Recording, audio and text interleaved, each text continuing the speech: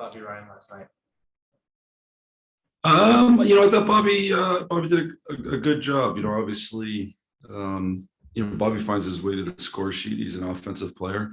I thought he worked. The big thing with Bobby's just getting to where his skating legs are there. I still think he's working towards that. But it was unfortunate a little bit. We didn't get a lot of power plays. I would like to see to have a chance to be on the power play a little bit more. But at least we had a little bit of power play time. We had a little bit of 6-on-5 time and scored a little bit of 3-on-3 in the shootout. So I thought he did a pretty good job. What do you think, James?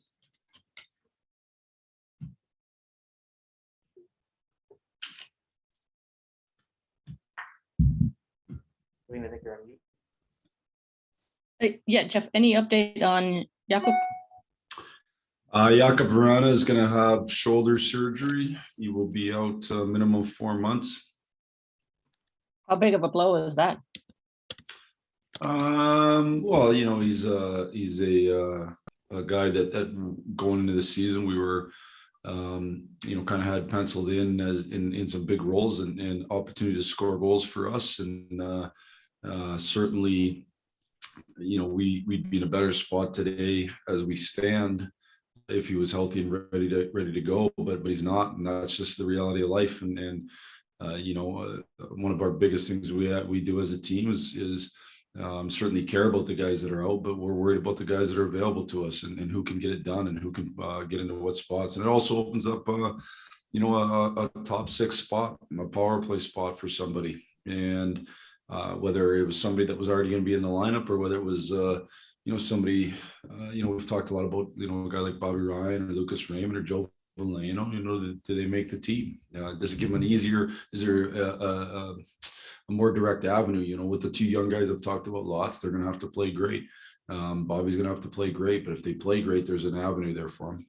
Is it with Valeno, just so I'm clear on this, I mean, ultimately you want him at center, right? But is there, depending, and you talked about a beautiful mind the other day of writing things up, right? But if things come to pass, is he better off, or is there a spot for him maybe starting out as a wing, kind of like Dylan did, if you know what I mean? I've talked ultimately, I think we'd like to see him at center. I think ultimately we wanted to get reps at center. Dylan was a little bit different animal.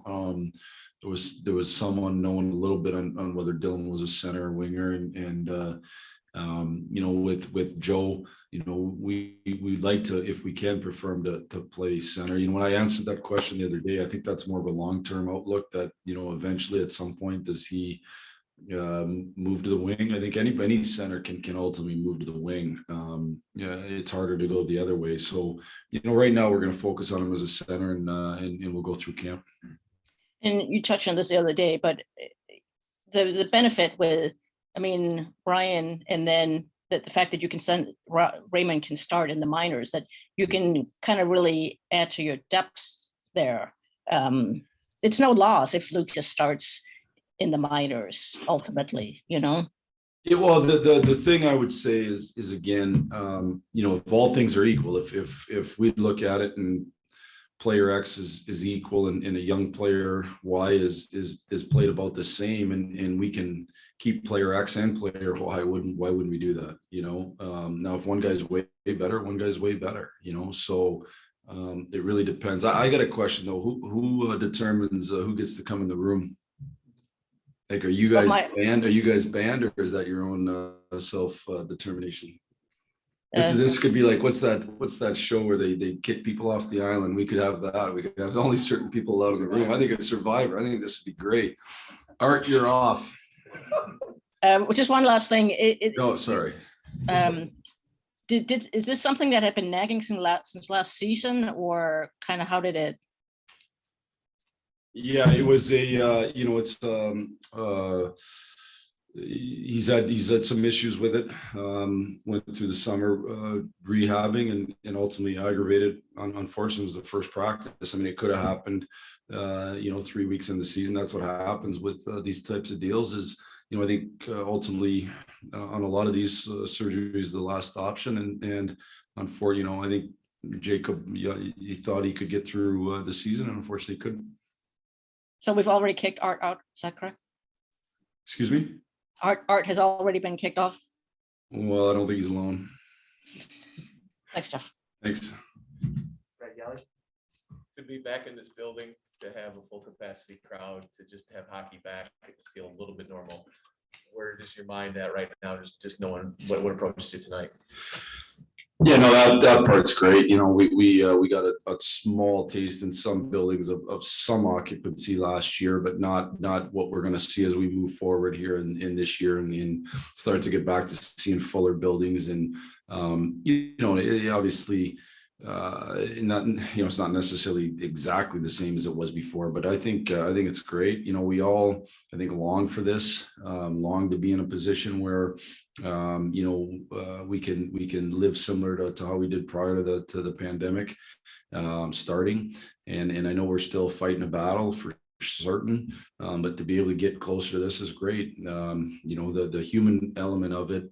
In sports, you know, fans matter a ton. That's where the emotion comes from. That's where the connection with the community comes from.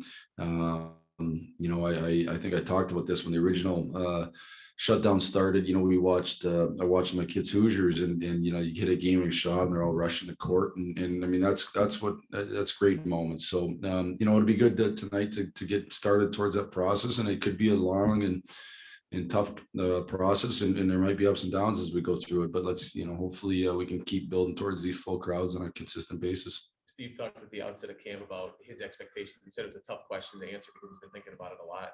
It ultimately came down to what you guys have been saying for the last few years, just to see genuine progress from some of the young guys. I'm sure you're not going to disagree with that, but as the head coach, is there a little bit of a different expectation you have for this group in the room? I don't get too far, you know, in almost any team I've ever had, I don't get too far in terms of looking ahead and what you know, the end of the year might look like. There's too much work to be done on a day-to-day basis, and I think you know, there's the reality is you don't get to places without, you know, taking steps forward on a consistent basis. And so for me, you know, I honestly haven't dealt a whole, I obviously get asked this question, whether in any job I've had, but to me, it's not a big part of what I think about. I think about the fact that we went on the ice today, and I think we got better in a couple of areas in our game. That's just the reality. And it's not coach speak. It's the reality of how I think you build success. So, you know, it's hard to say, you know, from an external standpoint, what that success means, but I know that we need to keep improving and keep getting better as a group and individually. That's okay. Yeah, Jeff, what was your message to Lucas here heading into his first game? What are going to be some of the things that you'll be looking for tonight? Well, I told him my wife's watching, so he's got to make sure that you know, he stands out that way. No, I just you know, for Lucas, he just needs to play his game. You know, we talked the other day about that he's a really smart player. He's good with the puck. He can make a lot of plays. Got to make sure he has the puck a lot. And how do you have the puck a lot? Either you get in the right spots, you work to get open, or you work to get it. And you play good defense to make sure you're not defending all night. That's how you end up with the puck. So, you know, I think he's an accountable player defensively. I'm not really worried about that part of his game. I'm not saying he can't improve, but it's not like a glaring defect. He's just got to make sure he's working to get open and working to get the puck. And if he goes through the whole night and he touched the puck 2 times, he's not going to be real effective. If he's got the puck in his stick all night, we're all going to walk out of the building and say, man, he was good. Jeff, now with this Varane injury, I'm sure you have in your mind, you're kind of constructing a roster, but boy, is it pretty fluid right now? Is it? I mean, it seems like there'd be a lot of spots there. Yeah, it is fluid. You know, it's yeah, we have unknowns in our let's just say top 6. And I don't necessarily think you win with a top 6. You win with a hockey team. You win with 12 forward, or 12 forwards that can play. And ultimately, we're going to have to rely on depth more necessarily than just 1 or 2 pure high-end guys. But, you know, there's a lot of guys that haven't necessarily proven that they're that type of player that are top 6, quote unquote, players. And so that doesn't mean they can't be that at all. You know, it just means they got to prove it. And there's unknowns involved in that. So with the unknowns, There's, probably uncertainty from our aspect, but the positive thing for us is we do have 7 more exhibition games. I mean, we do have a lot of games to be able to look at guys and see how they do. And again, I think impact on the game is really everything. Like, do you go into the game and have a huge positive impact on the game? I thought Rass, I thought Adam Ernie, that those guys had positive impacts in the game last night, and they went in and made a big impact that way. Mitchell Stevens too. Yeah, Mitchell Stevens played good last night. He starts making that, you start making a positive name for yourself. Kevin Allen. Hey Jeff, speaking of Adam Ernie, I watched the game last night and Ernie was very good again, and on the heels of last year's breakthrough season. My question is, what is his potential? Is it even greater than what we saw last season when he was pretty darn good? Yeah, that's a good question. I don't know the answer. I talked to Adam at the end of this season, and I told him he made more plays as the year went along than I realized he had in him, to be honest with you. And Adam had to really earn it the hard way here. He wasn't given anything. He's had to earn his minutes, and he's done it. He's done it on the power play. He's getting a little bit of time on the PK. Not saying he's going to be necessarily a regular. We'll see. But what he's done is made way more plays with the puck. I think he's really worked hard at it outside of the regular seasons, outside of the season to increase his vision with the puck and be able to make more plays, scanning ahead of time, knowing what you're going to do with the puck before you get it. He's always been a heavy, strong player on the puck. And what happens when you're young and you're heavy and strong on the puck, you kind of have the puck the whole night and you're not worried about making a whole bunch of plays. And I think as you get into pro, he's had to adjust, and the adjustment's been continue to be strong in the puck, continue to move his feet with the puck, but also make plays off the cycle. And he's done a really good job of that. Jeff, if you can kind of think back when you guys got Adam Ernie, I remember talking to some folks in the Lightning, and they expressed surprise. They didn't know Steve had a fondness for Ernie in particular, but obviously he must have saw something while he was there, because he went out to get him. What did you guys like about him when you brought him over? Well, I think, he was a young player who, they've got a tough lineup to crack, especially to get into bigger roles there. And he hadn't gotten into the role probably that he had hoped to get into there. And that's just the reality of the level of talent they have. It's shown to be true with their back-to-back Stanley Cup championships. And so I think, I think we just felt like he had a chance to be a guy who could have a higher ceiling than maybe what he looked like at the time, because if his role expanded, could he keep increasing that ceiling? And as it turned out, he's done that. So good job by Steve and our management team, and then again, so some of that's just pure opportunities. Had a good opportunity with us. Thanks, Jeff. Yep. Last question, Max Bolton. On Verona, I don't know how is it similar to the procedure McIsaac had? I'm not, it's a shoulder surgery. I'm not going to get more specific than that. We talked about kind of winning with depth. Are there teams that you look at as kind of a, I don't know, if it's inspiration or what, but whether it's Islanders or Vegas, that's how you want to.